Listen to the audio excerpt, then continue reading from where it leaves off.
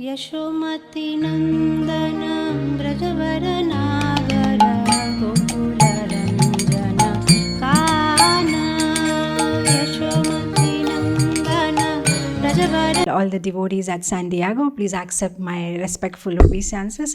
Vancha kalpatarubhyascha kripa sindhubheva patitanam pavanebhyo vaishnavebhyo namo namaha. Ananta koti vaishnavrinda ki jai. Srila Prabhupada ki jai. Solness Jai Patak Swami Guru Maharaj ki jai.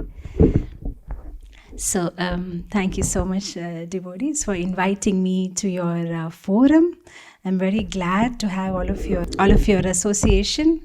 So I've been asked to speak on secrets of happy marriage life. So I don't know how much justice I can do to this topic, but I'll just repeat whatever I have heard and whatever I have read from Srila Prabhupada books.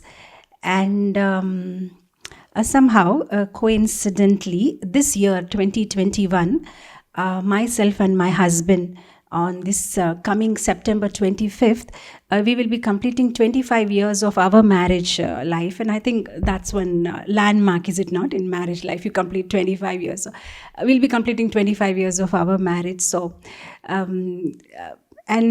so far so good. Looks like we have a happy marriage. So, whatever I've gathered in our journey together, since we both come from a very diverse background. I'm a Gujarati, my husband is a Bengali, so completely different culture, completely different language, and those of you who know us personally would vouch for it that there's nothing actually common between both of us. We completely different, North and South Pole, but we are happy together. And I think it's all because of, there is Gujarat and there is Bengal and there's something called Vrindavan in between. And I think that works out for us because between the couple, if there is the divine couple, Radha and Krishna, then things just work out. I wouldn't say that I'm a perfect wife. And I wouldn't say my husband is a perfect husband, but between both of us, imperfect being, we have kept to worship Radha and Krishna, who are the perfect couple, as our goal, and that is helping us to let go each other's imperfections. And we are able to be happy and blissful in Krishna consciousness.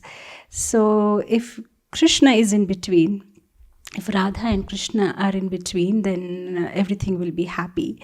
It will be a happy parenting, happy marriage, a happy job, just about everything, happy community, happy society, just everybody can be happy because Krishna is that one in our life. No matter how many zeros we keep adding, if that one is missing, it becomes zero. So if we have Krishna in our life, then whatever we add it makes a complete life. So before I start today's class, I thought I'll read from a purport, which is very much connected to our topic today. This is from Srimad Bhagavatam, Canto 4, Chapter 1, verse number 6. So I'll just read it for you. If you want, you can share the screen. Otherwise, I'll just read it. This is in connection of the daughters of Manu. So here we'll not even read the verse. We'll quickly jump to the purport. So here Srila Prabhupada gives a very, very beautiful purport. He says, an ideal husband and wife are generally called Lakshmi Narayan, to compare them to the Lord and the goddess of fortune, for it is significant that Lakshmi Narayan are forever happy as husband and wife. A wife should always remain satisfied with her husband, and a husband should always remain satisfied with his wife. In the Chanakya sloka, the moral instructions of Chanakya Pandit, it is said that if a husband and wife are always satisfied with one another, then the goddess of fortune automatically comes.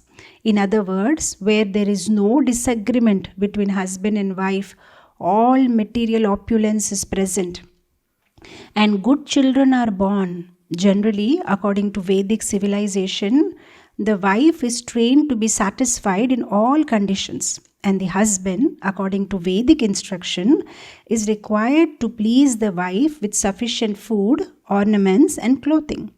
Then, if they are satisfied with their mutual dealings, good children are born. In this way, the entire world can become peaceful. But unfortunately, in this age of Kali, there are no ideal husbands and wives. Therefore, unwanted children are produced, and there is no peace and prosperity in the present day world. And I thought this was a very, very beautiful purport. If you go back, Srila Prabhupada is saying that in this world, everybody wants peace. We want to be happy. We want to be peaceful. We want to have prosperity. And he said peaceful and prosperity can come in this Kali Yuga only if there is ideal husband and wife. But there is no ideal husband and wife. Ideal husband and wife means there should be ideal dealings. There should be a proper mutual dealings. A husband should work to satisfy wife, and the wife should work to satisfy husband.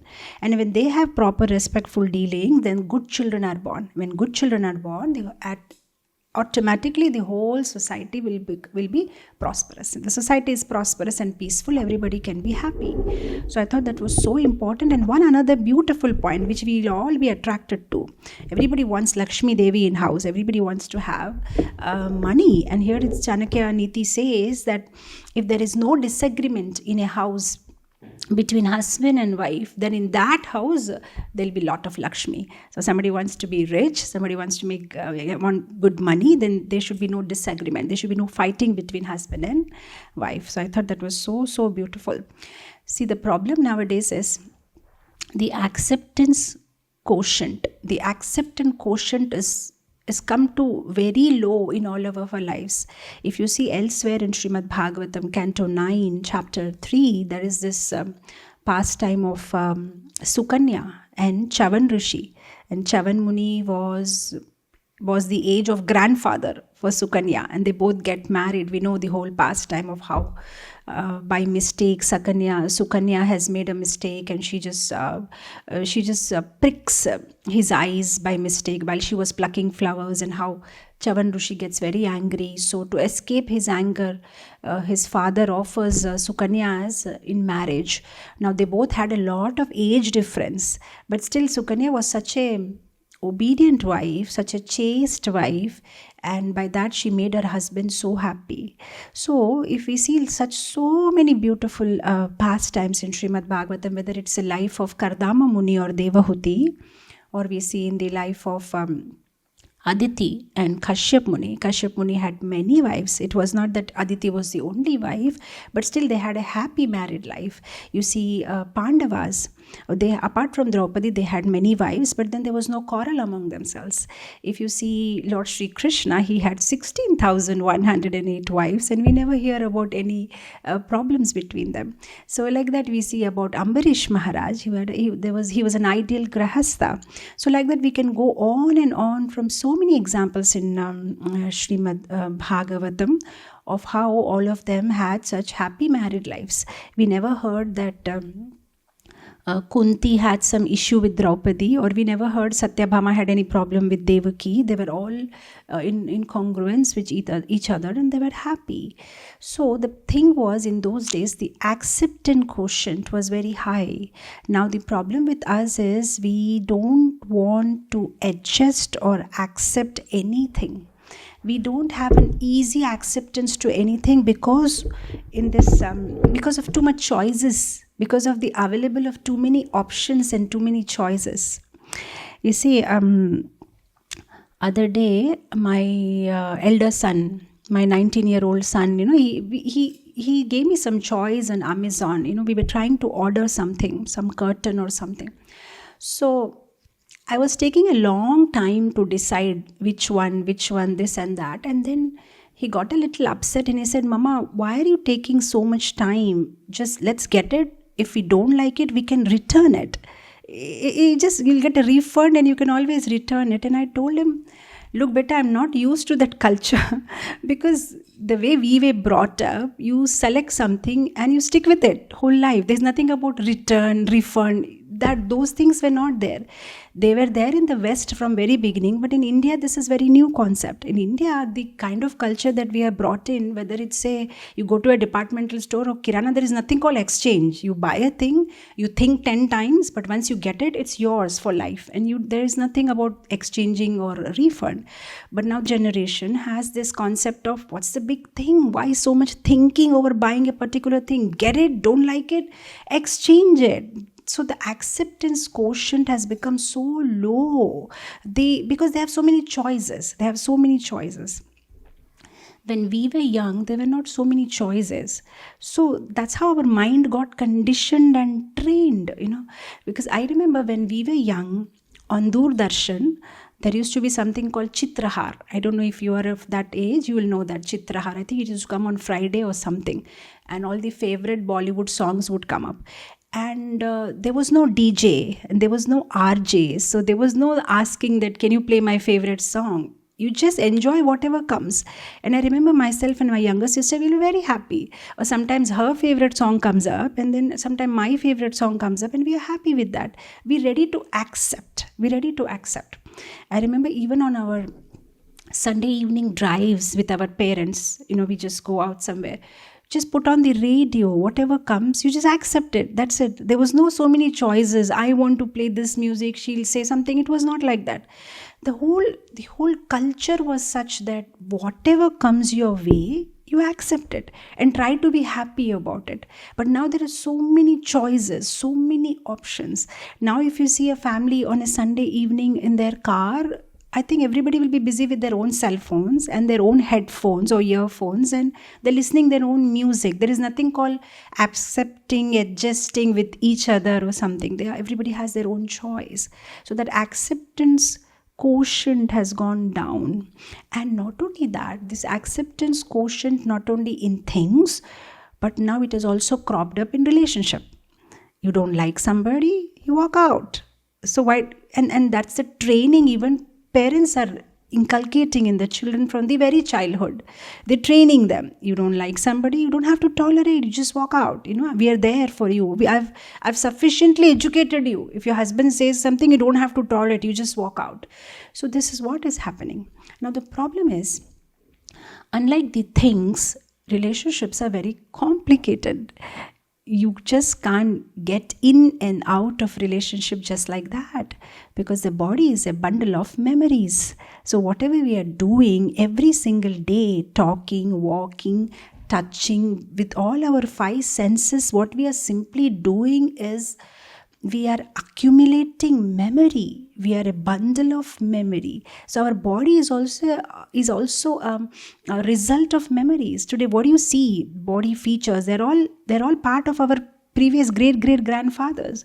Even if you don't know who is your great grandfather, you still have his nose on your face. So the body is having lots of memories. So now these relationships wherein we invest our thoughts, our emotions, our time, all this leaves a profound sense of memory, and they compulsively stick to us.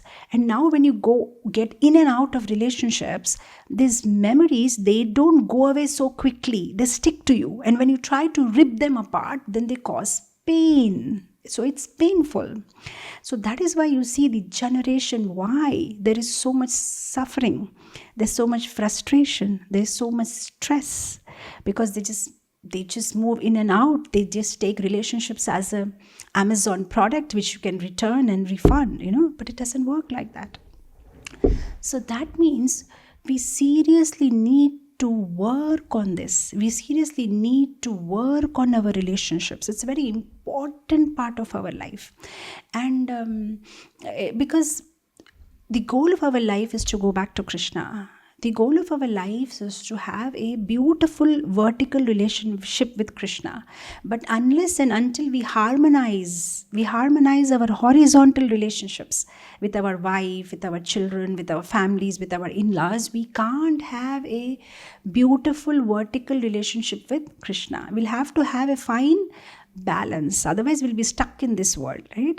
So sometimes it's not that we can only keep speaking about Bhagavatam. There has to be a Bhagavatam class after the Bhagavatam class.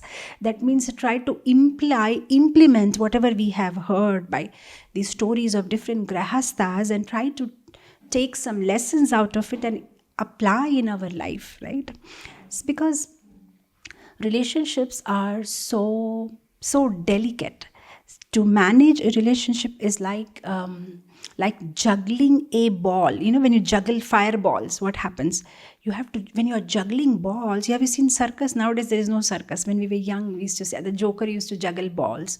And I tell you, it's not so easy. When you're juggling balls, you have to be so sensitive and you have to be so attentive. Every single movement, a little bit your eyes goes this way and that, and the ball will slip.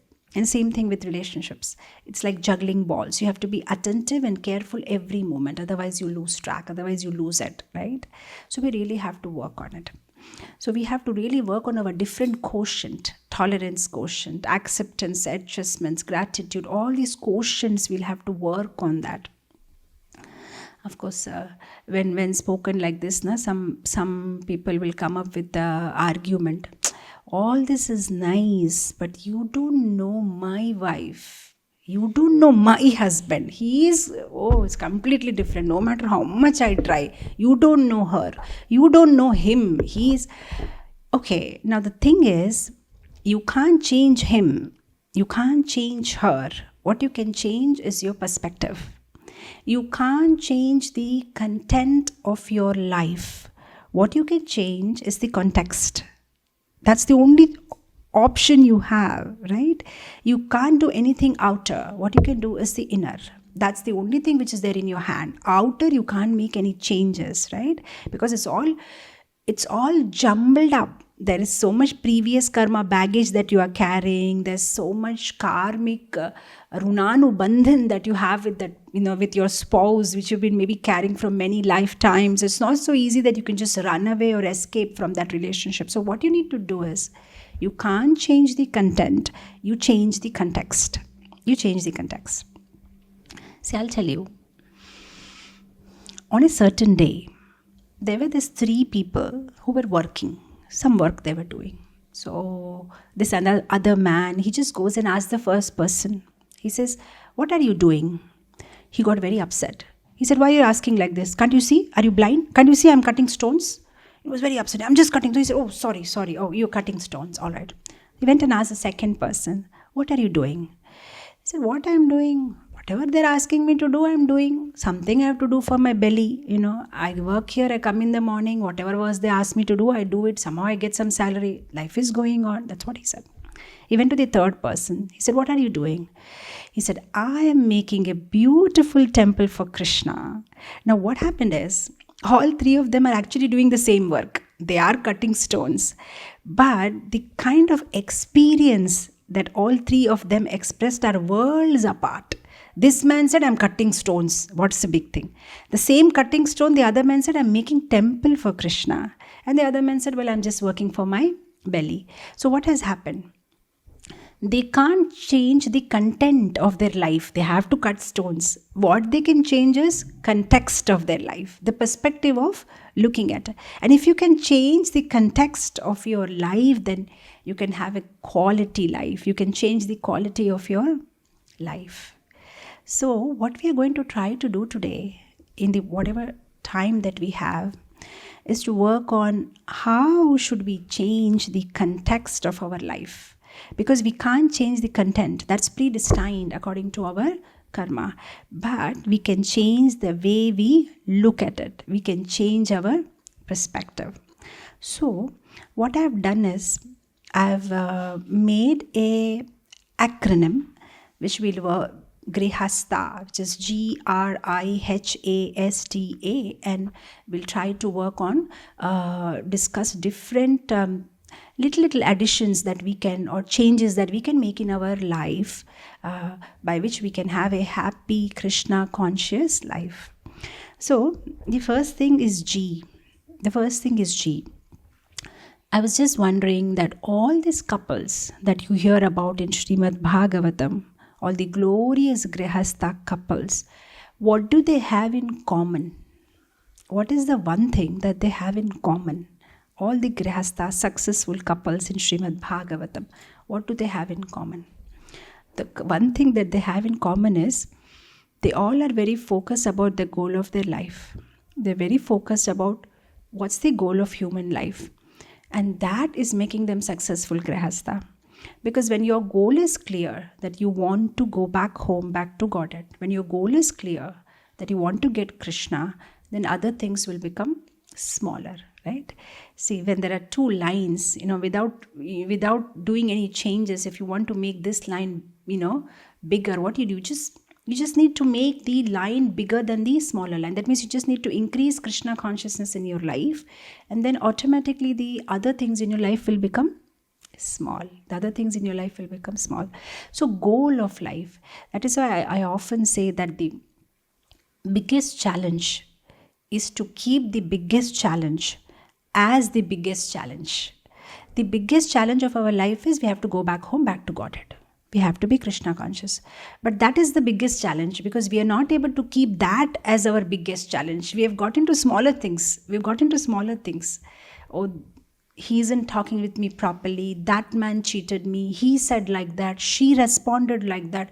My mother-in-law didn't invite me for this. There's so many things that we are getting diverted. So we are not able to keep the biggest challenge as the biggest challenge. The biggest challenge is we have to go back home. This is not our place. We are temporary here. We are suffering. Birth, death, old age and disease. There's so many miseries. This is ashashvatam. This world, Krishna himself, who is the creator, says that this world is temporary and miseryful. Dukkhalayam and ashashvatam. It's temporary and miseryful. So we need to go back. So if we keep that goal clear, so grihastha means G for goal. Plan your life. What do you want to do? Right?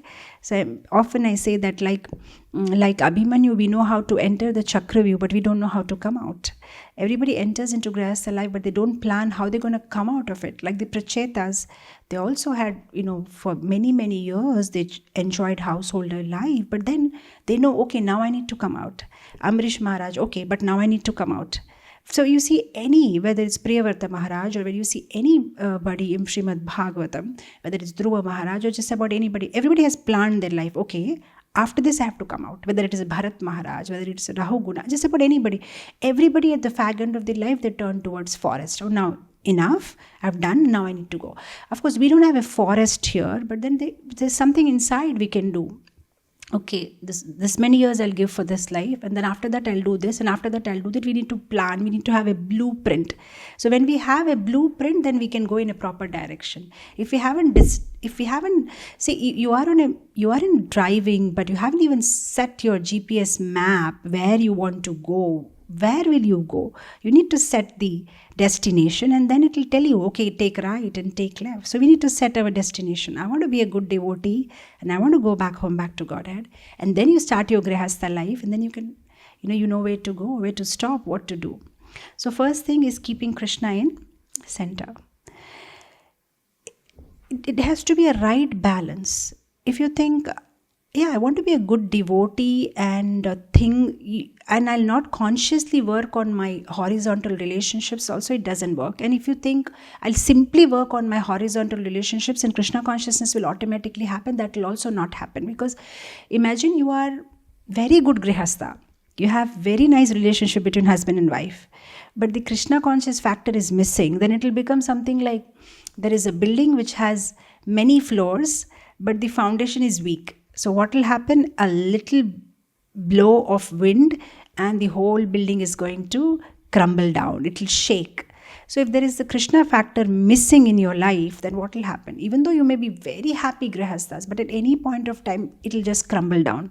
So foundation is Krishna consciousness. If the foundation is strong, then you can go on adding floor after floor and the building will look more and more beautiful. That means you'll have to maintain a proper balance between Krishna consciousness and your other material life, or rather, my Guru Maharaj doesn't like when you use that word material life. I remember some time back somebody asked him a question, how do you manage your material and spiritual life? And he said, why do you have to have two lives? He said that, and I was like, wow, what an answer. He said, why do you have to have two lives? We all have one life. We add Krishna in our life, and everything now we do is spiritual. There is nothing called material life, and there's nothing called spiritual life. That's how the answer he gave. He said, you make your children Krishna conscious. When you're feeding them prasadam, what material you are doing? You earn money, but you use your body, money for Krishna's service. You take care of wife and children. You make them also Krishna devotees. You have Krishna in center. Your house is a bhakti kutir. Then where is the question of having a material life and then you balance it with your spiritual life? You have one life and you have Krishna in that life. And I thought that was so beautiful. So if we have our goal destined, okay, this is what I want to do, then things become simple. See, sometimes people are too fanatic. They think that if I simply chant more rounds, I chant 30 rounds, 40 rounds, everything will become okay. It's not like that. You'll have to consciously work on it. When at the fag end of his life, when Srila Prabhupada was maybe just 76 or 77, when he was like about to leave body.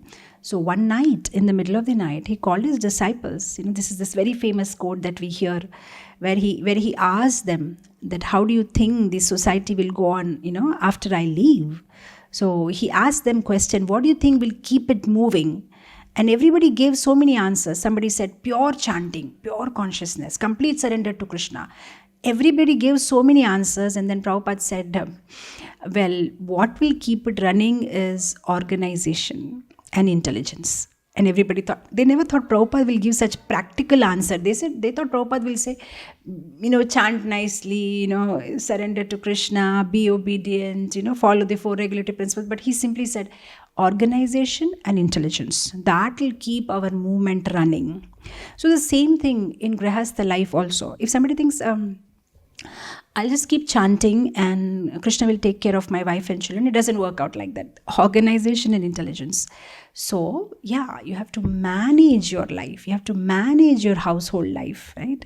You have to manage it properly. How you're going to do what, whether it's your finances or whatever, you have to allocate things properly so that you can have a happy vertical relationship with Krishna. So there has to be a proper harmony. So you get your goal together, fix up, plan things, and then it will go in a proper direction. So G for goal, get your goal right.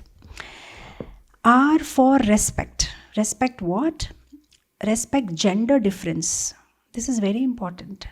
You, your wife, or you, your husband are both different gender, different species, right? So different species, different gender, they have different gender requirements. So one has to be conscious of that. We can't take things at par. I don't know why my wife expects like that. I don't expect like this from her. Yeah, maybe you don't expect because you're a man, you have a different requirement. Or a wife may say, I don't know why he behaved like that. I never do that. Yeah, you never do that because you're a woman. So you have to respect gender differences. You see, we can see that even in our little children.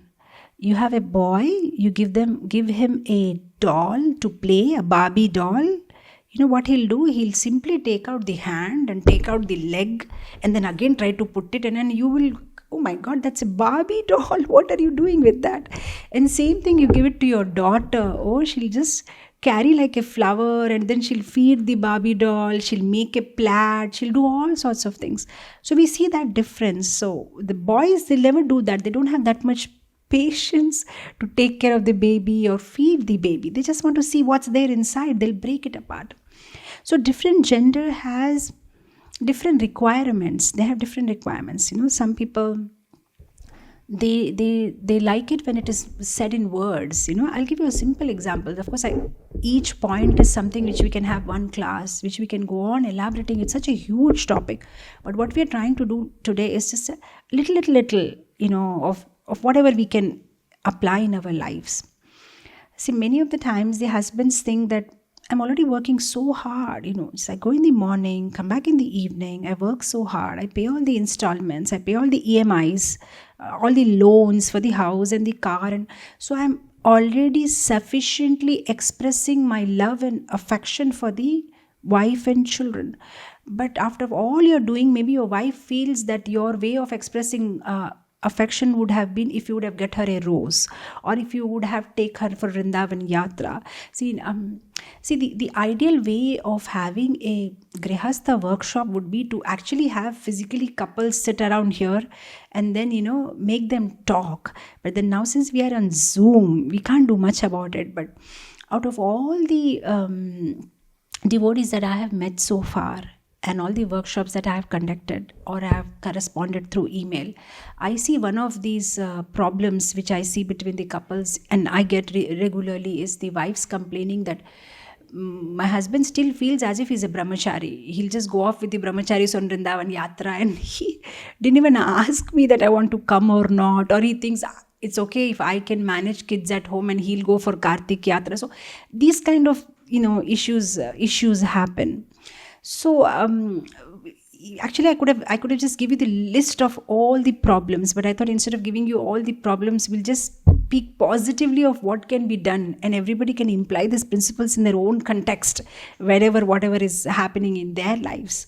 So respecting gender difference, maybe the wife may require that you put it in words. Even if she wants to come or she doesn't want to come, you ask, do you want to come? Do you want to join me for the yatra? Or you express things.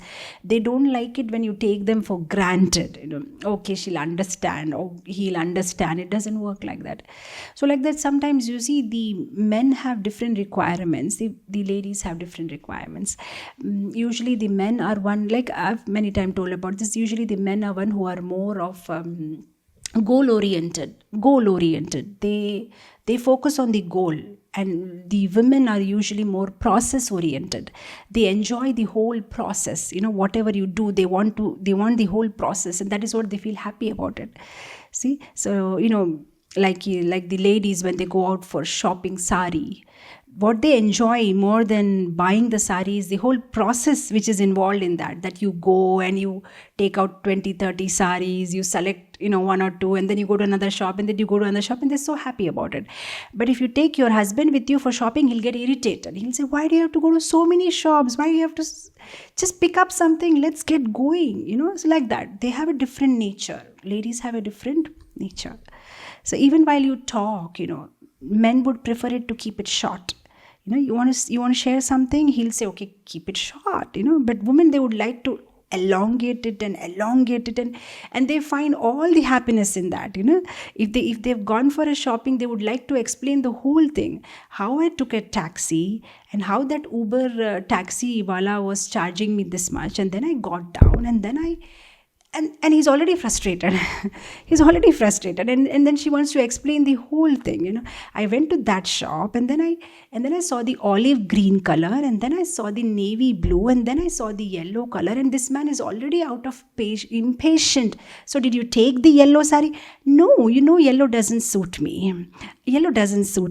So then I went and I just took the red one, and then I saw the blue one. Okay, so you took the red one? No, but red you don't like, right? So I didn't take the red one. And he's already like, all right, so you took the blue one? No, blue one I took last time, remember, in my sister's marriage. And this guy is already like, yeah. So she'll go on another half an hour explaining the whole process, and by that time this man is already vexed up. Now the whole point is, for him it's like, why can't you finish up in one sentence? Okay, you took the sari, finish it off. But she's like, why can't you hear, what happened? And then finally, how I ended up buying the orange colored sari. So these are the gender differences. So if you understand that gender requirement as a man, what you will do is you'll give a patient hearing.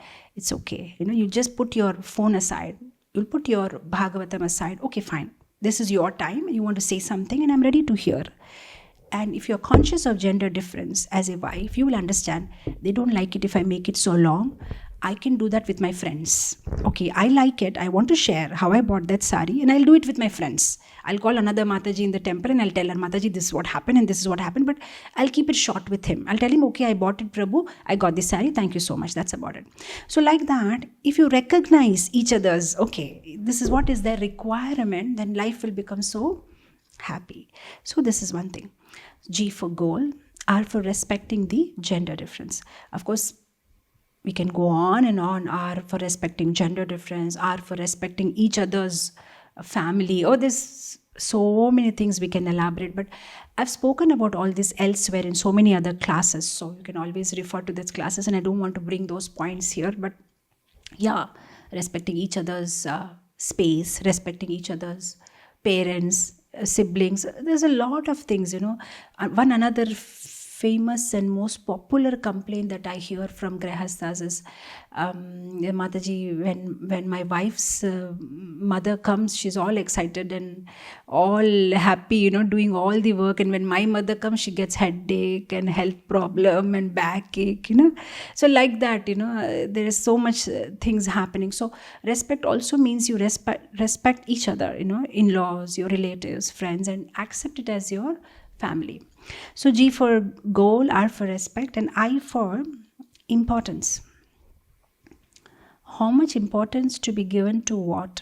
It's very important. Even when you go and buy something in a departmental store, there is something called MRP, which is the maximum retail price, and you don't pay more than that. Maximum means you don't pay over above it. So in our life, for every event and every incident that happens in our life, we should keep an MRP for that. We are not going to give it more importance than this. This deserves only this much importance. This particular event deserves only this much time, and you stop it there. And if you can keep this rule in your life, you can be so happy, right? How much importance to be given to what? Don't make every small thing into battle. Don't make every small thing into a battle between husband and wife. Everything does not need to be a battle. Be selective about your battle. I'm not saying you don't fight. If you don't fight, you're not authentic husband and wife. Some fighting will happen. When you're living together, both of you, there will be some argument will be there. Some difference of opinion will be there. But be choosy about it. Don't make everything into battle. Okay, some things, yeah, because they're really important, that will disturb your Krishna consciousness. So yeah, you just go out and say, no, this is not going to work, but not everything. So be very choosy about what you want to do, right? And small things, give it up. Small things, don't mind, just, oh, he does this, he does. If it's not causing you a major disturbance, leave it. I'll tell you one joke. Between a husband and wife, they completed 50 years of marriage. So everybody around, the family members and all the relatives and friends, had a bash, grand party. So all the old couple are sitting on the stage. So everybody's asking, can you tell what's the secret of your marriage life? How 50 years you both have been such a happy married couple? So the husband said, I'll tell you. Very simple. He said, all the important decisions in life, which are very big decisions, huge and very important, which has a big impact, I take it. And my wife doesn't interfere in that. And whatever are the small decisions in life, she takes it and I don't interfere in that. So they were amazed. Oh, how come, that kind of understanding. So one in the crowd got up and said, can you show some example, what are those important decisions, small decisions, so we will have some guidance. He said, very simple. Which school my children are going to study, my wife decides. Which house are we going to buy? My wife decides. What are we going to do with the monthly salary? What I earn? My wife decides. What charity we will give? My wife decides. What gifts we are going to give to our relatives and friends? My wife decides. So when he went on and on, they said, okay, so what do you decide? He said, I talk about important things, something like, well, Modi should do demonetization or not? I say no, and my wife agrees. She doesn't interfere in that. Well, I say America should not attack Iraq, and my wife agrees. She doesn't interfere in that. So I don't interfere in her small decisions which are connected to the four walls of our life, and she doesn't interfere in my decisions which are globally important, which has a global impact. And everybody burst out to laughter. Of course, this is a joke, but yeah. So, see, what I'm trying to say is his context. Did you get the point? His perspective, Actually, she's the one who's doing all the decision, but just look at his perspective of looking at things. He feels, oh, these are small decisions just connected to our family, but look, I have independence to think globally whatever I want to think, and she doesn't interfere in that. So it's all about the context and perspective. So how much importance to be given to what? In small things, you should give it up. Don't think so much about it, right? So G for goal, R for respecting gender differences, I for importance, how much to given what, draw a line somewhere. Don't make fuss about small things. Don't make a hill out of a mole, The next thing is H, Grihastha, H. So H is for being humble.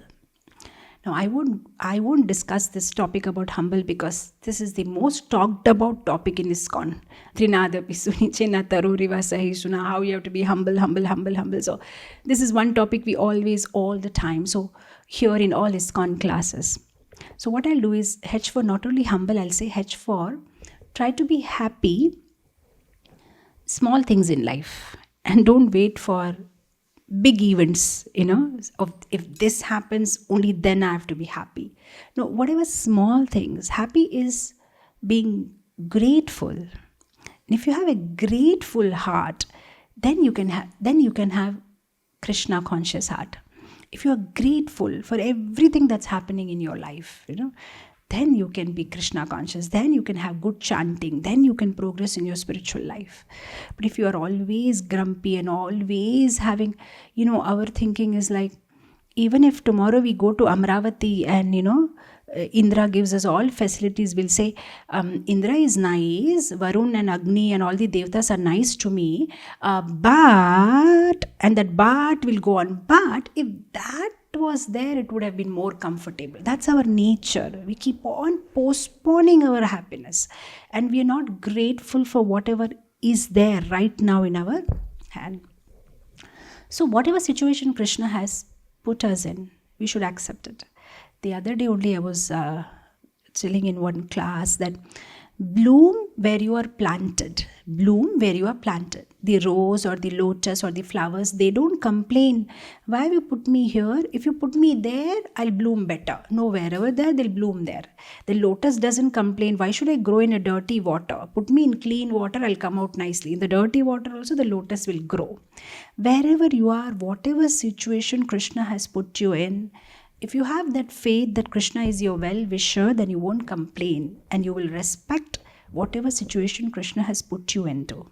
Right? So bloom where you are planted, because Krishna is your well-wisher. And wherever he has put, he knows that maybe that is a situation you require to bloom in Krishna consciousness. Sometimes some people who have a spouse who's very sweet and very sweet nature, maybe that's what is required for them to go in Krishna consciousness. Sometimes some people who have this spouse is like, very short-tempered, hot-tempered. Maybe that is what is required for them to be Krishna conscious. Otherwise, maybe they would have not turned to Krishna. So, Krishna knows exactly what is required to bring you closer to him. This is one mantra we have to remember. Krishna knows exactly what is required to bring us closer to him. According to that, he plans our life. He thinks if an increment in job is going to help us in Krishna consciousness, he'll do that. He thinks if you are kicked out from the job, that will stimulate your Krishna consciousness, he'll do that. Because you are not sure about your biggest challenge, but Krishna knows his whole priority is how to get you back home, back to Godhead. And for that, he'll go to any extent. And he'll make and plan your life in such a way that you'll somehow be stimulated to come back to him. I'm not saying he's a sadistic God who will try to trouble you so that you somehow come back. No, I'm not trying to say that. He'll just make ways and paths by which you will realize that what is your original position? Where are you supposed to go? Where do you belong to? So he'll just stimulate that in you, or he'll just bring you into that consciousness. So if you can just have that faith, Krishna knows. If you respect Krishna, you'll respect the situation Krishna has put you into. You'll have full faith. Krishna is my well-wisher and he has put me in this place. If somebody can have firm faith on that one line, the whole direction of their life will change. Because now everything will become a love affair. Whatever has happened, this is Krishna's plan. He is doing it because he loves me. This happened with me because Krishna is doing it because he loves me. This is what he wants. He wants that I should get closer to him, and he is planning it.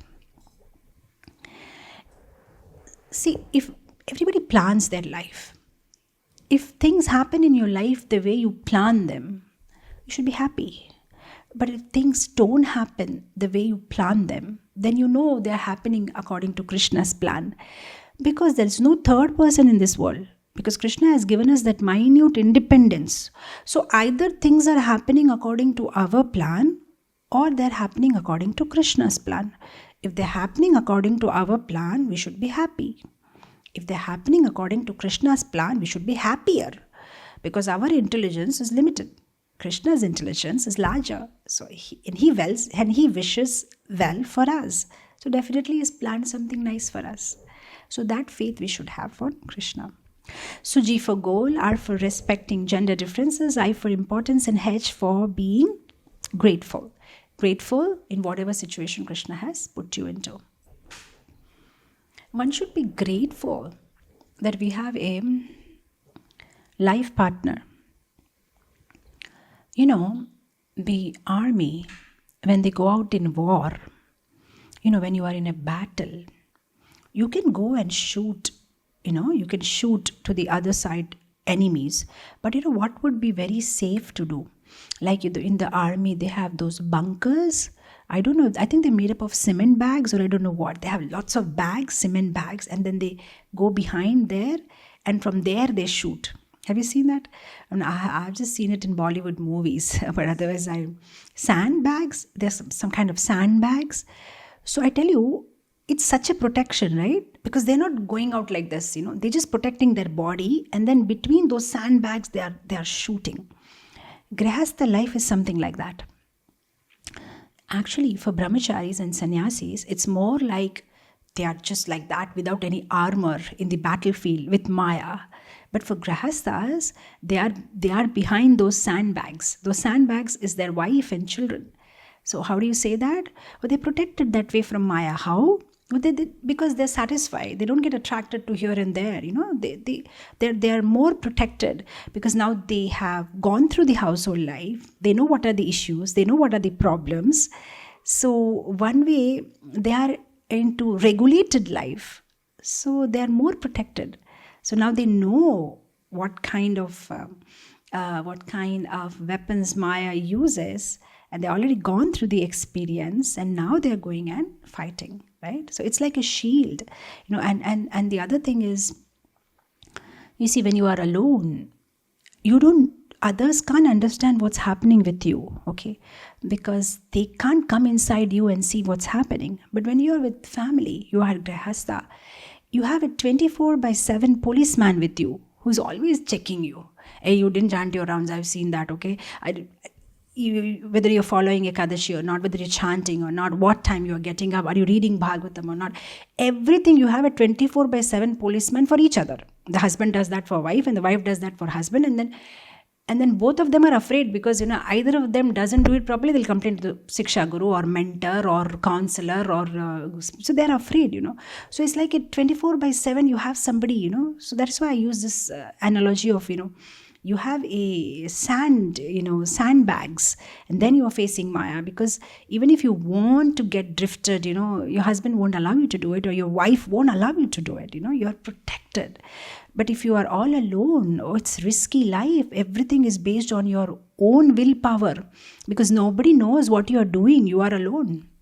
Nobody's checking you 24 hours.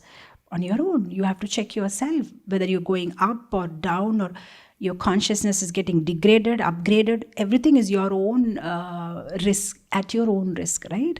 But householder life is such a boon, such a boon. You have a partner in Krishna consciousness, because this journey is quite long, back home, back to God, and then you have somebody to share this journey with you, right? When you are going down in Krishna consciousness, you have somebody telling you, Prabhu, you are drowsing while doing your rounds.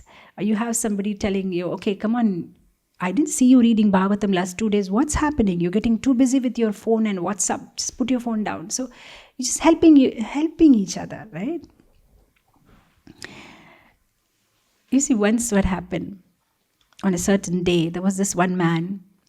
He was coming out from an apartment and he was laughing loud. So somebody said, "What happened? You look like very happy." He said, "You know what? I've locked up my wife inside a room." I said, "What's so happy about it?" "No, I'll tell you what. I've locked her up in a room with 50 saris." I said, "What's so happy about it?" "With 50 matching blouses, with 50 sets of different ornaments, makeups, sandals." I said, What's so happy about it?" And then he said, "Listen, let me complete. And you know what? I've done everything, but you know what? There is no mirror inside that room. There is no mirror inside that room. So now you can imagine what will happen to her, and I'm going to come back in the evening." So he was so happy about it. Now why? Because even she has 50 sets of saris or 50 sets of matching blouses or makeup and all, but if there is no mirror, definitely she's not going to enjoy it. What will she do? How will she know how is she looking, right? Now this is with our life. We may have everything, but if we don't have mirror, who is going to tell us how we look? And husband and wife are like each other's mirror. They'll tell you exactly how you are. Even if the whole world goes gaga about you and praises you, you may be a celebrity for the whole world. But in front of your wife, you are nothing. She'll tell you exactly whatever she wants to say. Or in front of your husband, you are nothing. He'll tell you exactly what you are. So where will you get that mirror from? Who tells you your real picture? He'll not praise you, or he will not, unnecessary, try to glorify you. He'll tell you the truth. Okay, this is what you are. Or she will tell you the truth. So one should be so grateful that we have somebody in our life, a mirror, who can show us a true picture, right? So many times devotees, when I give classes on self-introspection, they ask me, "So how do we do it, Mataji? Like, how do you do introspection? How do you know where you're making mistake?" I tell them, "Don't worry so much about it. Just go and ask your wife. Or go and ask your husband, what are my faults? No need of introspection. They'll tell you completely a whole big list which you never knew about yourself. They'll tell you what are the faults in you. What do you do?" Because you see, two people living together day in and day out, you can clearly see each other, right? Where you're going wrong. The world doesn't know about it. But yeah, both of you can help each other. So that is one thing. Being grateful. Okay. So we got GRIH. A for adjusting. You have to adjust with each other. That's very important. See, I remember many years ago when I was traveling from Visakhapatnam to Howrah in a train, in a compartment. Just opposite of our side, there was this small little boy sitting, and he was trying to adjust the window panes, Those of you who have been to India, you know very well the Indian trains. Oh, the fan won't work, the windows won't go up and down, all sorts of things. The tube light won't work. And this boy was going on trying to, get the window pane up, but it was not going up. So, after drinking those cool drinks, he put an empty bottle, he put a cardboard, put some newspaper, nothing was working. Whole day he tried. Next day morning, somehow, he managed to fix it and the window opened. Now, nowadays, of course, children don't have that craze of window seat. But when we were young, window seat was a big excitement for us. Sitting in the train means window seat. Who will get the window seat? Now this boy, by the time he adjusted and now the window was finally open and he was able to see outside, it was time to get down. So his father said, "It's time to get down. Howrah has come. Let's go." And now he was crying, "No, now I've opened the window. I want to see now." The father said, No, now we have to go. Time has come. And I was just wondering that this is what is happening with us. Whole life we are going on trying to adjust this, adjust that, make this person correct, try to ask him to change his nature, don't talk like that, don't walk like that, don't wear this clothes, don't speak like this, and just trying to, modify each other, and by that time it's already time to go. So why not just accept whatever way they are and just get going, just accept and adjust, just adjust, So that is one mantra. If you want to have a happy grihastha, life. Adjust with whatever situation you have been put into. And everything is a passing phase. Everything is a passing phase. Don't worry so much about it. What today is your source of happiness will not be your source of happiness tomorrow. I remember when I was very young, my brother had gone to Germany and he brought an eraser for me. I was so excited about that eraser. I kept it in my compass box. I never used it for erasing. For erasing, I bought a Natraj rubber. I used to use that, and that was only for showing it to my friends that this is from Germany and my brother bought it for me. And I kept it and I kept it, and I was so possessive about it. Nobody can touch it. It is always there in my compass box, And that was the greatest source of happiness. And I thought I'll never part it with it for the rest of my life. But believe me, I don't know now where is that eraser. It's over. It's gone. That time it was very important. That was a source of my happiness, but not anymore. So like that, if you look back in your life, 10 years back, 15 years back, what was your source of happiness is not your source of happiness anymore. And what is the source of your happiness today will not be the source of your happiness tomorrow. So don't get too worked up about it. Everything is just a passing phase, Whatever you get, be happy, forget it, move on, Don't make a big thing about it, right? So A for adjust, just whatever you get. S for serving.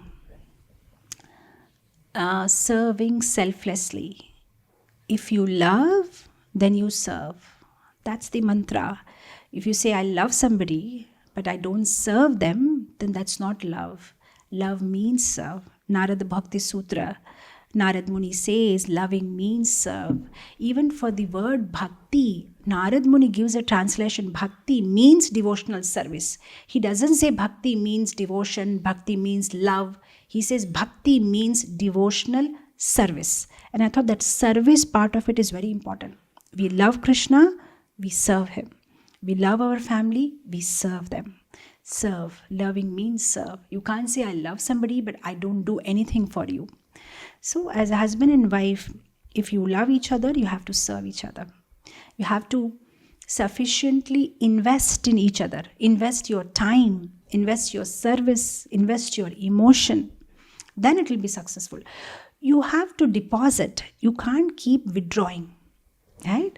You have an ATM card, and if you keep on withdrawing, after some time what will happen? It will deny payment. Nothing is there, sir. You go and first deposit.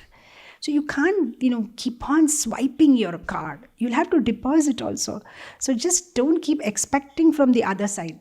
You also make a certain deposit. So when you serve, if you love, then you serve.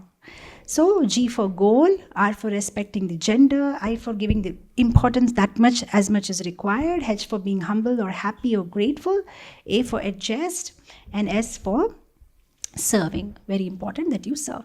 See, the whole point is nowadays, the marriage has become like, I want to get married. Now, you ask somebody, it's a question, why do you want to get married?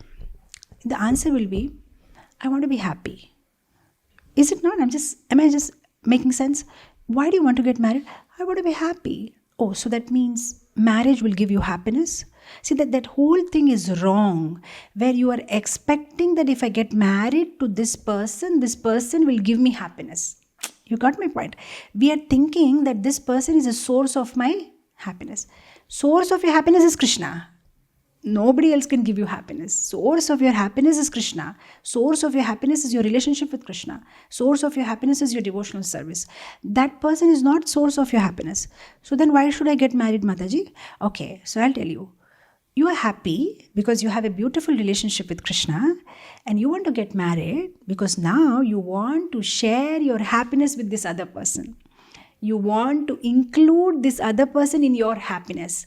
And if you get married with that intention in your mind, you'll be so happy. I have something and I don't want to enjoy it alone. I want to share it with you. That will make me happy. But if I think she'll make me happy, he'll make me happy, that's a problem. Because they can't make you happy. Nobody can make us happy.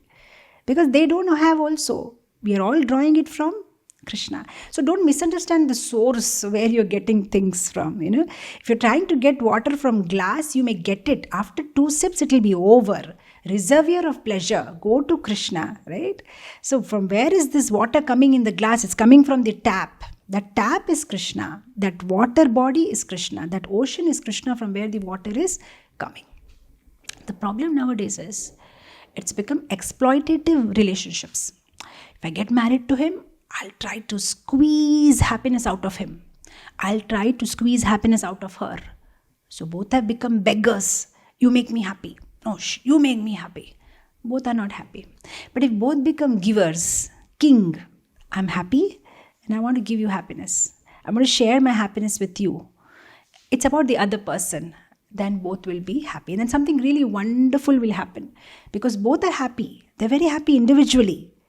And now they're sharing their happiness. But if you are in misery, and now you think that the other person will come and make you happy, nothing will happen. You'll only multiply your misery. You are misery, and you'll make other person also miserable.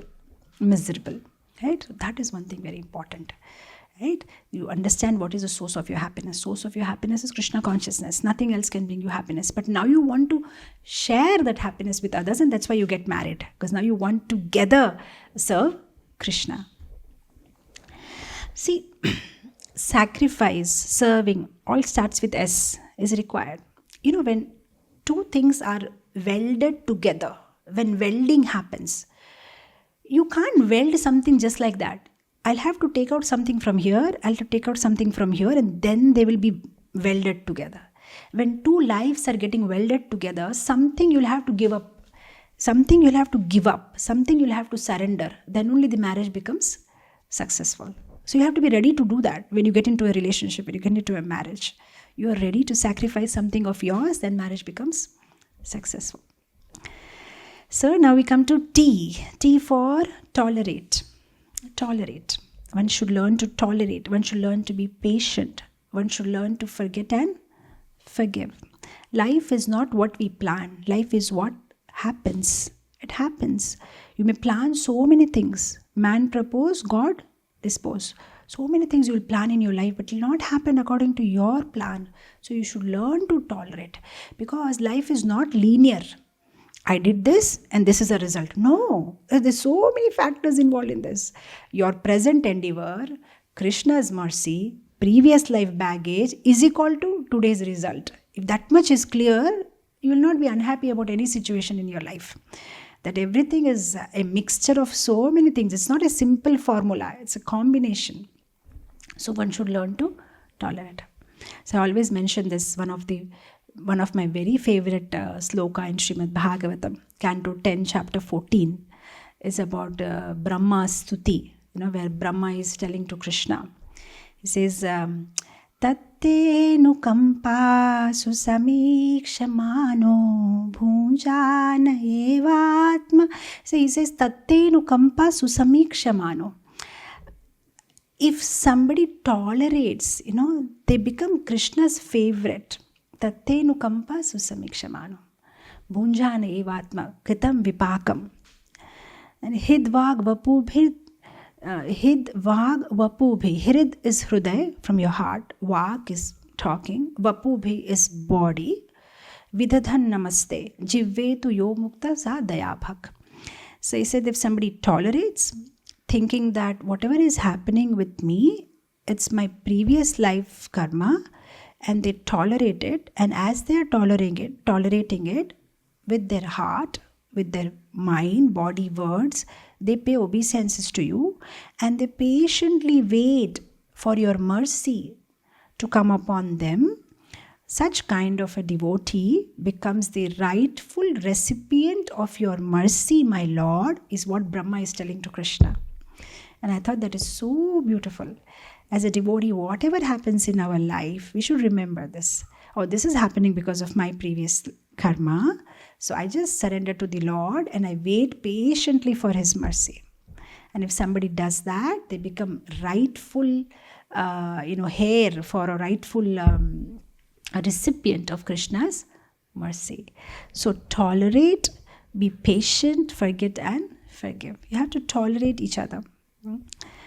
it's not easy to stay with another human being in the same space every single day. You share your room, you share your restroom, you share your money, food, clothes, everything. It's I many times, I do. Some other day, one devotee said that I can love my dog, I love animals, I love this, but it's so difficult to tolerate my husband or tolerate my wife. And I was just telling them, she said, birds are so harmless. That was her argument. Mataji, birds are so harmless, so beautiful, so nice. I said, they're not harmless, beautiful. Put them in your bedroom for 3 days and stay. Then you'll understand. You see, when they go to Vrindavan, you see those peacocks, they look so beautiful. You get a peacock inside your bedroom and keep it for 3 days. You'll hate peacocks because it'll shit around everywhere, make loud noises. Then you will not like it anymore. Now you like it because it doesn't come into your space. Somewhere far off it is dancing, so it is so sweet, so beautiful you'll feel. But if it actually comes into your space, you don't like. The problem is our own false ego. We don't like anybody who steps in our boundary. Anybody from far is nice. Hare Krishna Mataji, Hare Krishna. But they step in your boundary, then you don't like it. Forget about birds, forget about humans. Even if tomorrow your Laddu Gopal starts eating all the offerings you are making, it will be a problem. Then you will think 2 times, oh my God, two burgers, pasta, and he ate up the whole thing, Who's going to cook again? I'm already getting late for the office. So we are comfortable because we know whatever we offered, we'll get back everything. Nothing is going to eat. You are only going to eat, so you're so happy. Otherwise, you'll start getting problem with your deities also. My God, my deities eat a lot, So you understand, I'm saying, because of false ego, actually we are very selfish and self-centered. Whatever we do, basically, we do it for our own entertainment. Actually, we want to be happy. There's nobody in this world we love. We want somehow everybody around us should work in such a way that our senses are satisfied. Then we become very happy. So one should learn to tolerate. One should learn to forget and forgive. It's not that this situation in my life is a problem. Tomorrow I'll become very happy. The moment you're born in this material world, your problem has started. Small infants also, there is problem. Is there a problem?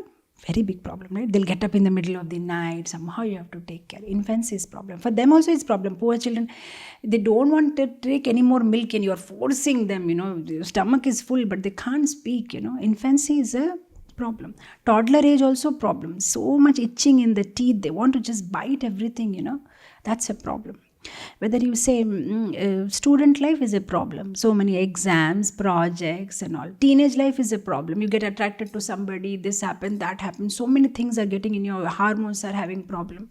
Okay, fine, you get married, problem. Okay, you are in middle age, problem. With your children and managing the properties, problem. Okay, old age, problem. Knee pain, back pain, problem. Okay, you are dead. Still your funeral also problem. If you're in city like Bombay, dead body has to wait for 5 hours in traffic jam just to get burnt. You're still having problem. Even if you become a dead corpse, you are still in problem. You have to wait in the traffic for your time to come. You understand? There'll be always problem. You can never say in this stage of my life, there'll be no problem. There's always a problem. What you have to do is tolerate. That's it. T for tolerate. Just tolerate. That's it. Everything will pass, right? We come to the last last letter of our acronym, A for assumptions. Don't make assumptions. Kindly communicate. So many problems are happening in Grihastha life because of lack of communications and making wrong assumptions. That's very important. I remember many years ago, I was traveling from Vishakhapatnam to Coimbatore. Now, the great attraction that I have for these travels is that nobody will be there. I can read book. Somehow, I don't know, my fortune or misfortune. Every time, because whenever I'm traveling, maybe I'm a lady, they somehow will put me with some other lady who has a little baby. And I always end up having those co-passengers with, baby crying, and my whole flight journey will be, disaster. Though I'll be thinking, I'll read this, I'll complete this. It never happens. This particular journey, I was traveling, and there was this young couple. So I was sitting here, and the wife and the husband and a little baby. Now, the flight was not completely booked. So after 15 minutes, they spoke with the air hostess, and the lady, she went back and sat and she slept. Now, I remember I was reading this Bhurijan Prabhu's My Glorious Master. Now, this little baby, the little child, was little naughty, so she was just pushing my book and pulling over my book, and I was like, I just kept the book. I said, I can't read anymore. Now, what I observed, the whole journey that we had, it was via Hyderabad, I think 2.5-3 hours journey. The lady slept and slept comfortably, and this man was alone struggling and taking care of the child. And even if the child is, trying to call the mother for something, immediately he'll try to drive the attention of the child somewhere else. Hey, look here, look this, look that, this toy, that toy. Kept on, for all 3 hours, he took care of the child so nicely without disturbing the wife. And even if he used to make a little noise, she used to just, open her eyes and give such a stare, as if, how can you even disturb, And I thought, oh my God, At one point of time, I was like, wow, she's really lucky, And then at the end of the journey, when it was time to deplane, I got up, she got up, I was taking out my laptop. So now finally, I was just saying bye to the baby. So I just looked at this and I said that, Hare Krishna, you are a wonderful father. And he replied so nicely to me. He said, yes, I'm a wonderful father. But this wonderful mother hasn't slept for 3 days, hasn't slept for 3 whole days. So then his wife started talking, and she said that my son had high fever. So 3 nights and 3 days I haven't slept. I was just taking care of him, completely. So now while they're, going, she took rest and he took care. Now when I was, getting down the plane, I thought, oh my God, so many wrong assumptions I made. I thought, my God, this, what kind of lady? The man is struggling, she's not helping, she's nicely taking rest. I made so many wrong assumptions. It was other way around actually. She's a good mother. It's just that she was taking rest. This is very important. Sometimes we just make wrong assumptions, and that happens because of lack of communication. So in Grihastha life, if you want to have a happy marriage life, this is one mantra. Don't make assumptions. Don't become judge immediately of something. Don't start judging. Give space, time, talk, and communicate. Yeah, this is what I feel, Prabhu. This is what I feel, Is it correct? Is this what happened? Talk about it. Talk about it. Where there is communication, there is no complication. Otherwise, relationships become very complicated. If you think, why should I tell? He should understand. We haven't married mystic yogi. We have married bhakti yogi. He's not a mystic yogi. He can't understand what you want. Express it. Express it to him. Just 2 days ago, we were all taking prasadam together. So I was telling my husband, Prabhu, we are completing 25 years of marriage. So on this September 25th, definitely you owe me a gift. So my husband said, definitely, but you'll have to remind me. You'll have to remind me. So usually last many years, we never wish each other because somehow life has passed like that. Somehow it always comes after Radhashmi and we are somewhere on yatra with congregation, and it hasn't been such an important thing for us to wish each other. But this is 25 years completing. So I told him, definitely you owe me a gift. And he said, you have to remind me, otherwise I'll forget. So my younger son, he was laughing. He said, Dad, if she has to remind you, what's the point of giving the gift? If she has to remind you, then what's the point? So I just corrected him. I said, that's all right. That's all. I accept it. He'll forget. I accept it. So if I need it, I have to remind it. See, I'll tell you what happens. This kind of, I've seen many cases with husband and wife. The husband doesn't wish anniversary. Now this lady, she knows from morning it's anniversary, but she'll also not remind him. She'll wait till night. In the night at 10 o'clock, now she'll say tauntingly, so you forgot. Huh? Now. And then there'll be a big fighting. Now, my simple question, you want he should wish, correct? And from morning he has forgotten. So now in the night when you fight that What did you get out of it? Instead, when you know he has forgotten, in the morning only you remind him, Prabhu, you forgot today is our anniversary. So at least now you gave him a time to make it up for you. Maybe by evening he'll wish you, or he'll, whatever you expect something, or get you something pizza from Govinda's, or get you some special book from ISKCON stall. Whatever it is, he'll make it up for you. But did you even give him that time? No, you just wanted to prove something. And you waited till night to taunt him. This is where relationships get so ugly. Why? I don't understand why that ego. Why can't he remember himself? Why can't you express, this is my expectation. Prabhu, I'm expecting that you will give me some. Prabhu, I'm expecting you will wish me. So do we become very small by doing that? That means it's just our false ego which we want to nourish and nurture. Why can't he remember? Why can't he? I've seen this one thing when I grew up, with my mother and father. How much they have learned to accept each other the way they are. And I think that makes the relationship so beautiful. When my father walks in the evening, the moment he takes out the slipper, my mother will tell exactly, he's not in a good mood, don't ask today this, he'll say. And I wonder, how does she even know just the way he takes out the slipper? And my father sometimes comes in, he's just come in and he'll say, looks like she's grumpy. What happened today?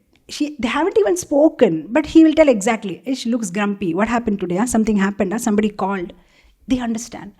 My father is talking on the phone also, my mother, she'll exactly put the right kind of vegetable, right amount, and I'll tell her, you didn't ask him. And she'll say, this much he will eat, I know. This much he will eat, I know. Okay. If my father is going to come late or not, that my mother will tell exactly. And she'll accept it. If I go for a party or we are going for a marriage or something, my mother will exactly predict. He will forget. He will definitely come late. Just see, he'll come half an hour late.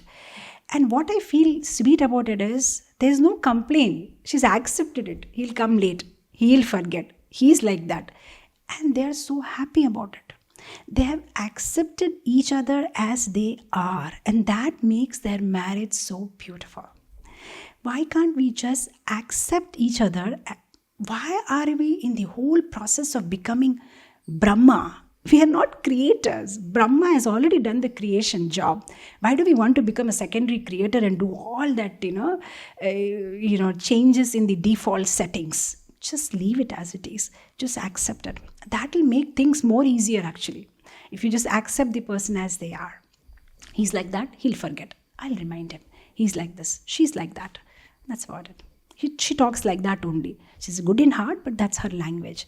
They say he's like this, but this is how he behaves. That's about it, right? Give 99% for intention and 1% for presentation. Their intention is not like that, but this is how he talks. This is how he expresses. This is how he behaves. Just accept.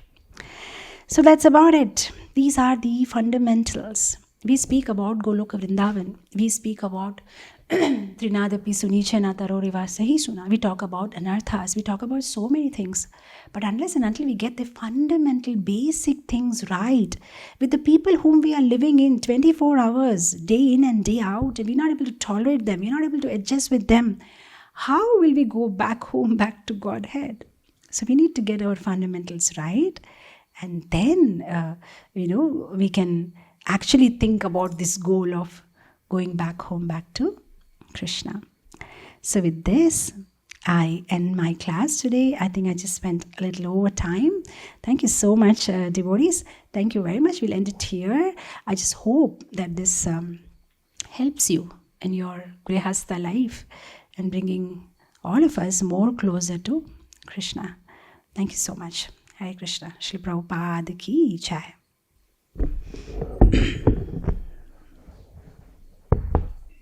Krishna, thank you, Mataji. Mataji, do you have time to take some questions? Okay, now this is a big. Okay, your question is how to deal with the husband who is not a devotee. Now, whether your husband is a devotee or he's not a devotee, the same rules apply. And if your husband is not a devotee, you serve him all the more. Give him Krishna conscious, Krishna prasadam. And the duties are still same, doesn't make any difference. So only thing is that with devotee husbands it will become more easier because both of you have the same goal of being of Krishna in center. But now since one of the spouse is not Krishna conscious, you can still continue your devotional life in whatever way possible, limited way possible, maybe chanting of your rounds, offering of prasadam, and slowly try to bring him into Krishna consciousness with your dedication, with your service, with your patience, with your own behavior.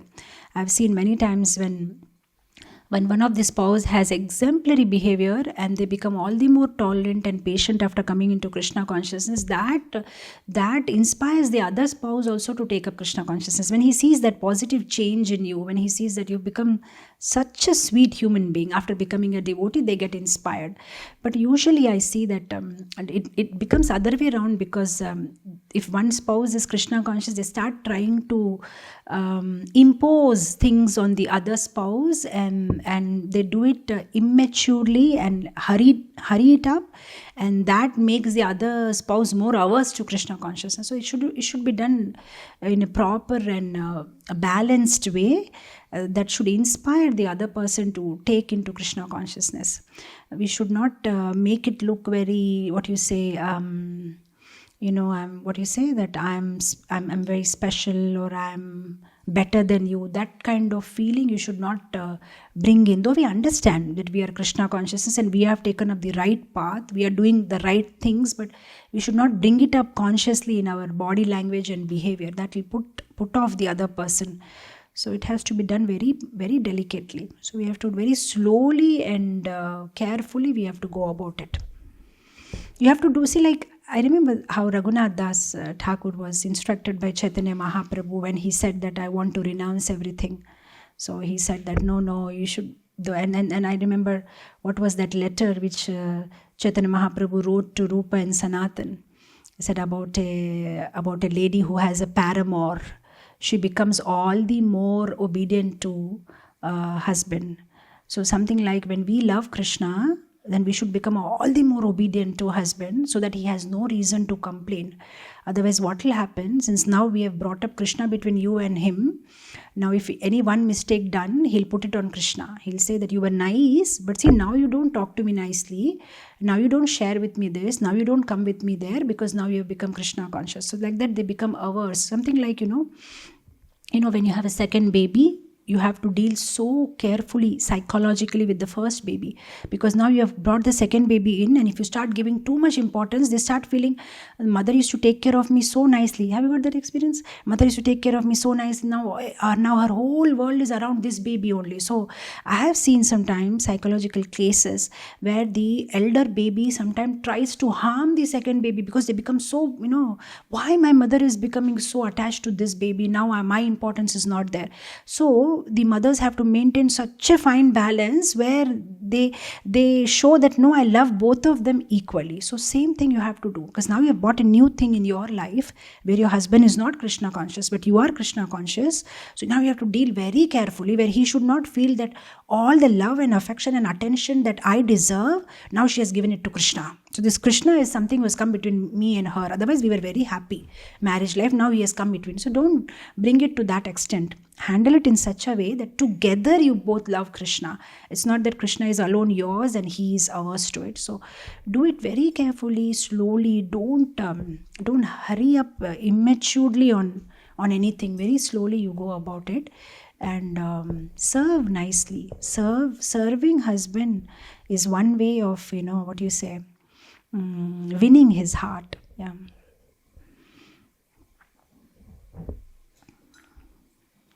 Thank you, Mataji, for answering that. Next question is from Radha Radhika Mataji. Mataji, you can unmute and ask the question. Yeah. Hare Krishna, Mataji, Dandavat Pranam. Mataji, I just wanted to ask, sometimes in your grihastha life, some problem may arise, like you may be, like your life may become so hectic that you cannot continue with your sadhana very, smoothly. So in that case, what we should do? Shall we think more about our sadhana, or shall we think more about being a grihastha? First we have to put our after our family. So I'm in this dilemma. Please help me, Mataji. Okay, so your question is that sometimes the Grihastha life duties are so overwhelming that what to do, whether it should be given, sadhana should be given priority or Grihastha duties. I think Bhakti Vinod Thakur gives a very good answer. Bhakti Vinod Thakur gives a very good answer for that. He said 8, 8, 8. So 8 hours for sadhana, 8 hours for your body, 8 hours for family. Everybody should maintain that balance. That's a healthy balance. So you take 8 hours for your spiritual life, for your soul, 8 hours for family, and 8 hours for body. So if you can maintain that balance, everything will be fine. You have to plan it out in such a way. Nobody is asking you to give priority to something and ignore something. Equally balance everything. Plan out your whole 24 hours. What time you're getting up in the morning, what time you are sleeping. Plan the wheel of your life. Give right time for your health, right time for your body, right time for your sadhana. So in health and body, I'm including your family life also. So plan it.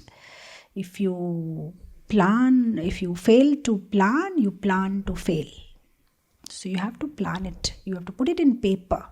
Mind is very badmash. Mind will always try to tell you, look, you want to chant actually, but you have no time. What can you do? Poor thing, you're getting tired. So we should not get carried away by the talk of the mind. You should document it, write it down, sit and write down what time you're getting up.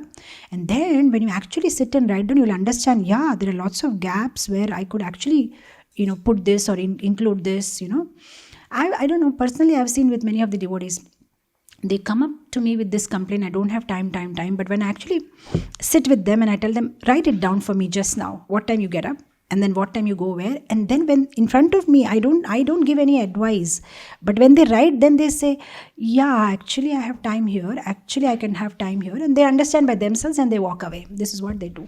So that's it. Just sit and write down. Just see your timings and you will actually understand, yes, there is something you could do. See, because you know your time schedule. I don't know. So how I can just tell you the principle, but the details you'll have to work out. So this is a principle, 8, 8, 8. How you will manage it? You make your timetable and you manage it. Where there is a will, there is a way. Yeah, you can go with the next question. I could not understand your first part. Second part about accepting with grudging. All right, even if it's accepting with grudging, just go about it. We have better things to do, is my whole point. I'm not saying that you'll be able to accept everything happily. Every day you have your husband putting wet towel on your bed. It'll be irritating. But it takes 2 minutes. You go and write yourself. Now saying that, so many other questions will add to this. If you do that once, then he'll continue with other habits. So many things will happen. But the whole point is, what's your priority in life? If your priority is going back to Krishna, certain things you'll have to give up, and certain things like I want to change this person, that charity works you'll have to stop. This is charity work, right? Trying to help somebody with their nature, trying to help somebody with their bad habits, trying to improve somebody. This is all charity. All that charity will have to stop. We'll have to be a little bit self-centered and get on with our business of Krishna consciousness. And yeah, in that process, maybe we are spoiling people. Because we are not telling them, we're not instructing them that you're going wrong, and we're just accepting it and finishing it up. But yeah, what's your priority? The whole point is, if the house is burning, in the burning house, and you see one hole which is way to escape, and you take a ladder and you're just trying to escape. Now in that process, there will be so many people who may make comments, hey, how come you're just going in a blue t-shirt? The t-shirt is not looking good. All right, it's a blue t-shirt or a yellow t-shirt, I don't care. The house is burning. I just need to climb the ladder and get out from this place. You don't come down and say, oh really, I'm not looking good, shall I change the t-shirt? At that moment, you're not worried about changing t-shirt. The house is burning, you need to get out. That's a situation with us actually. We are in this Kali Yuga and everything is burning around us. So we have to somehow get out. So of course, we can't become like Jada Bharat. Ideal would be to become like Jada Bharat. How Jada Bharat, he was not bothered about who is saying what. I don't want to commit any sinful activities. I want to be Krishna conscious, take Krishna Prasad and chant and japa and go back. We can't go to that level, but till whatever level possible, better we do that. Let's prioritize. Our priority is going back to Krishna. Let's keep that in focus and let's get going. We can't change people, and yeah, even if we have to grudgingly accept it, it's all right. Yeah, it's all right. With more maturity, one is the acceptance may come also without grudge. The whole point is, if you are in love with Krishna, rest everything becomes so, like many times I give this example. You are in a good mood. You got promotion in the office. Your salary is raised. That day, when you come back home, whole world looks so different. That day, even if your house maid, your domestic help breaks a crockery also, somehow, you're so much happy that nothing can make you angry. And everybody around you will understand Mama is in very good mood. You can ask anything she wants to. Everything looks so beautiful. This is what happens when you are in connection with Krishna. Your goal is clear and you are in a hurry to go back home, back to Godhead. Everything becomes so small. Then everything will become, it's okay. It's okay. Let me just accept, get done, finish. The whole point is, if you think you are permanent, and if you think, yeah, I'm here to stay, then everything becomes very important. How can I tolerate? He's doing like this, he's always been doing, he's taking advantage of me. Just because I'm nice to him, he keeps repeating like that, you will keep on doing. Again, saying all this, I'm not trying to say that you become, like Gandhi said, he slaps me here, I show my other cheek. It's not, it's being intelligent. Like I said, everything doesn't need to be a battle. You select your battle. Yeah, some things, yeah, you'll have to put it straight. No, this I'm not going to accept.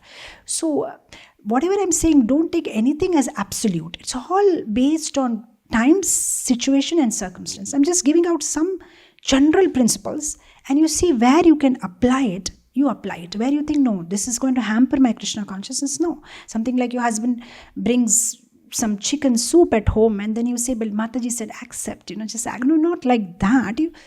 Certain things you speak out, like Narad Muni said to the snake.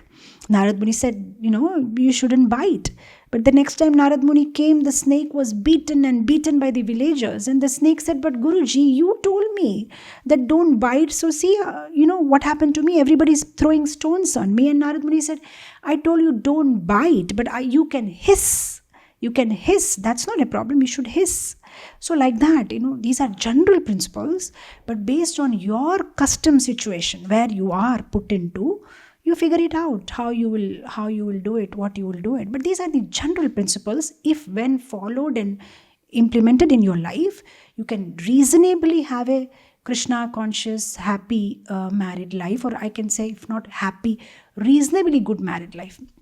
Like I always say, nobody can be 100% perfect marriage life, but at least reasonably good, which is not disturbing in your Krishna consciousness. And so like that, you'll have to customize it to yourself, where how it is applicable, what is applicable. Like just now, one Mataji said, husband is not following 4 rules. What should I do? Is everybody is in a different situation, different circumstances. So you have to make it according to. You don't take it like an absolute. Just see how much you can implement and balance. But these are the general principles. Thank you very much, Mataji. Next question is from Anand. So how can we as a woman handle this feeling? Okay, so your complaint is that sometimes, no, you can't make a general statement. You can't make a blanket statement, because I've seen many men complain that, I'm more respectful to my wife's parents, but she's not respectful. So I always tell them that, look, familiarity breeds contempt. She's always staying with your parents regularly, right? So they see fault of each other. So maybe there may be less this, but you are seeing her parents once in a while. So, okay, now you're coming to your specific problem. Yeah, there are also cases where the husband is not respectful to the wife's parents. So what do you do about it? Yeah, so you communicate. You talk across the table. Both of you talk to each other. You express to him that, Prabhu, I don't like it when you speak like this about my parents, and I expect that you can be nice to them. This is what I'm expecting. This will make me happy. So this is something like, whatever is the behavior which you like, you appreciate that behavior, then it will be repeated. So, whenever he's at least making one good move, then you appreciate it. Prabhu, I'm so happy. Today you spoke like this, or you called my mother, or this is what you said. It made me so happy. So when you give like this response back, maybe it will encourage him. See, basically it boils down to, if you both are having good relationship, you're very happy with each other, there are no such issues, and the issues are coming because of other things, you can always communicate, have an open talk. Prabhu, I'm very happy, Prabhu, you are taking care of me so nicely, I'm so happy with our marriage life, but this thing puts me off, Prabhu, this happens, then I don't like it. Prabhu, do you think it's possible that can you put a nice word to my mother, or can you behave like this will make me happy. Just try openly and communicate and see. If that also doesn't work out, we can think about it. Just try and talk to him. Also, before, like I said, before you make a withdrawal, deposit a lot. So if you deposit, then you can make a withdrawal. So when you ask something like that, before that, you make sure that you give lots of love and affection to his parents. And you are a good wife otherwise, and you are not giving him much scope for complaining. And then you come up with a request, where you tell him that, look, I'm doing this, and can you also reciprocate this way? I'll feel very happy if you do this, Prabhu. Or if that doesn't work, then you make an agreement with him. Okay, you do this and I do that. You see, there are different levels, like you said, Sama, Danda, Bheda, whatever, the different ways. So first you try it with lots of love and affection, and by you going out of your way to please him, be obedient, be nice, and then, just tell him, Prabhu, this is what I expect. If that doesn't work, then you make an agreement.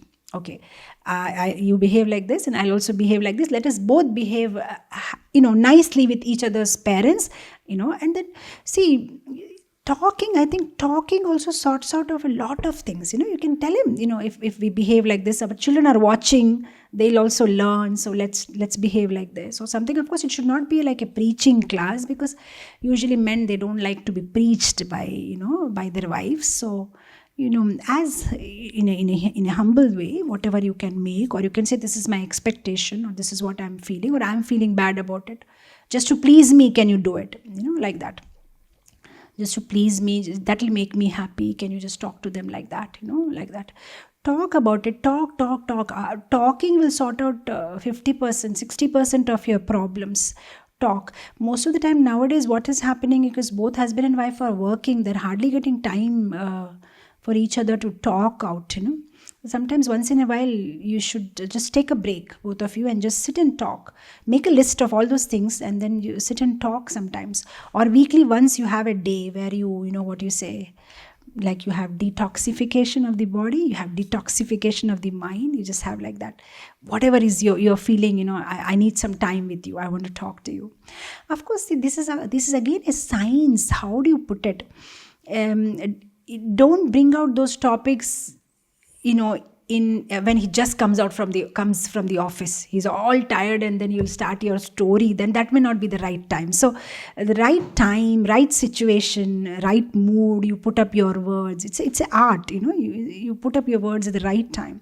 Most of the time the wives are waiting with their complaints as soon as he comes in the evening, and that makes him double angry, that why did I even come home? I just come for some peace, and then again she'll start. Of course, she has her own problem, because she has been whole day home and she wants somebody to give a compassionate hearing. So that's why you have to maintain a proper balance. Just serve nicely, wait, see whether he's in the right mood, right situation, everything is okay, and then you put it up like that. Because we can, you see, every question is something which we can go on, and it's like a regular day-to-day grihastha problems which we can go on for hours. How do you do it? But it will be always nice if you can discuss it with some other Matajis, and you plan it in proper way. How will you express to him without offending him? Like that, so many things you should take care, without offending. What kind of body language? What are the words that you use when you talk? Everything is so important, right? Everything will make up. Everything will determine what response you will get.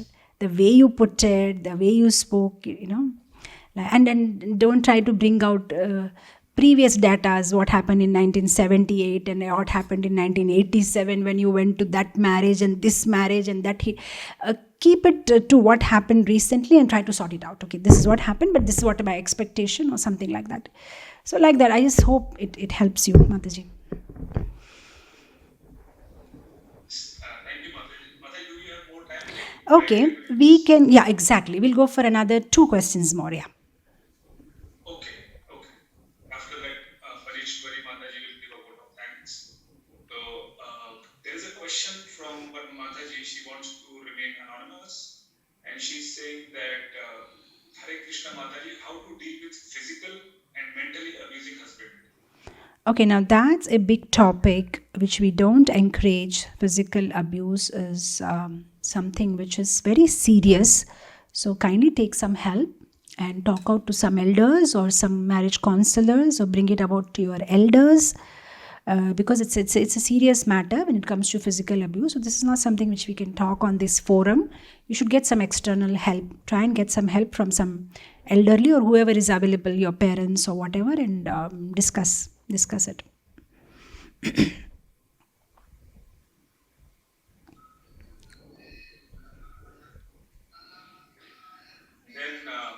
Rupa Mataji, you want to ask a question? Yeah. Good morning, Mataji. Hello. Yeah, Hare Krishna. We can hear you, Mataji. Hare Krishna Mataji. Actually, I'm not a ISKCON devotee, but I love Krishna, so I was doing chanting, everything. But I want to join in ISKCON, and I want to go for the 4 principles of Krishna. I listen all your YouTube classes, Mataji, and I'm there in the WhatsApp group also. Wonderful, Mataji. Very nice. So from which area you are from? Alright, so just connect to your local temple, Mataji. You can connect to your local temple. They'll help you. Please go to the local ISKCON temple. Here, no ISKCON temple is there, Mataji. So it's becoming problematic for me. No, there is a temple in Warangal, Mataji. There is an ISKCON temple in Warangal. So, Exactly, I was saying. so can you just Google it? Just Google it. ISKCON Warangal. You can Google it, and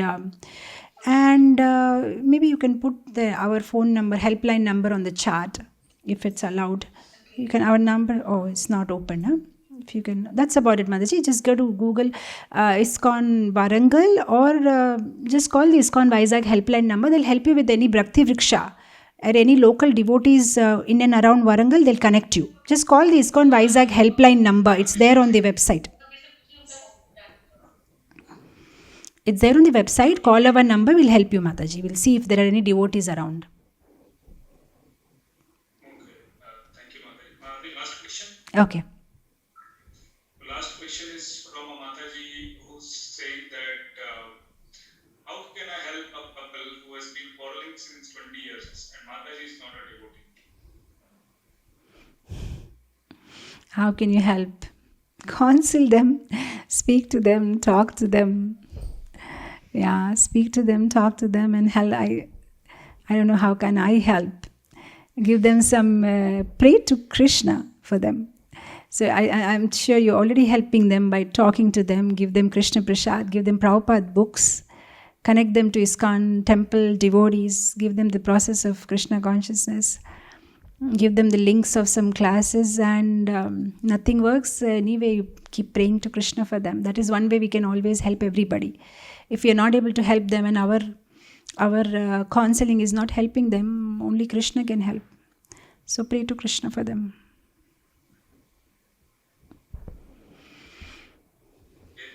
Thank you, Mataji. So, Vanishwari Mataji. Thank you. Thank you, Mataji. Thank you, Hare Krishna. Thank you, all the devotees. Thank you so much. Thank you, Mataji. Mataji, lastly, Vrinda wants to say 2 lines to you. Yeah, sure. Hare Krishna Mataji, all praise to Srila Prabhupada. Thank you for all the amazing lectures that you gave, and I really like the stories and the way that you tell them. Okay. How sweet. Thank you so much. So this was a Grihastha class. How come Vrinda is in this class? Yeah, she had so many classes like Jagannath pastime and like so many classes, and she was really very inspired. And one day she was telling, I want to become a Nitaisevini Mataji. All glories to Guru Maharaj, all glories to Srila Prabhupada. She heard about your summer camp in that Krishna Ek Mulaqat Krishna Bhakti that attended full that, and that time also she was so inspired. She was saying that I also want to join this camp. Okay, yeah. Thank you so much. Yeah. Please do send her sometime. We do get children from all over the world actually for this summer camp. You can send her sometime. We do it every year, first Sunday of May. And last year I think we had a lot of devotees from Middle East and different people. They just came for this, yeah. And sometimes we just custom do it for a particular yatra, because according to their schedule and all. So please do send Vrinda. Vrinda, I'll be looking forward to see you. Do come, and whenever you come to India, do come to Vishakhapatnam. Do visit us, and this is invitation for all the devotees at Sandiego. Please do visit us at Vizag. We have a beautiful, beautiful temple coming up right on the Bay of Bengal, right on the beach. Jagannath, Baladev, Subhadra, Sitaram, Lakshman, Hanuman, and Shri Radha Damodar Dr.Nitaisevini temple is coming up. Construction is in full speed going on. Maybe another 2 years we'll be opening the temple. So please do come, do visit us at Vizag. You're all welcome. Thank you so much. So shall we close it here? We'll close it here. Thank you so much. Jai Shri Prabhupada ki jai. Mataji, so that everybody can thank you and say.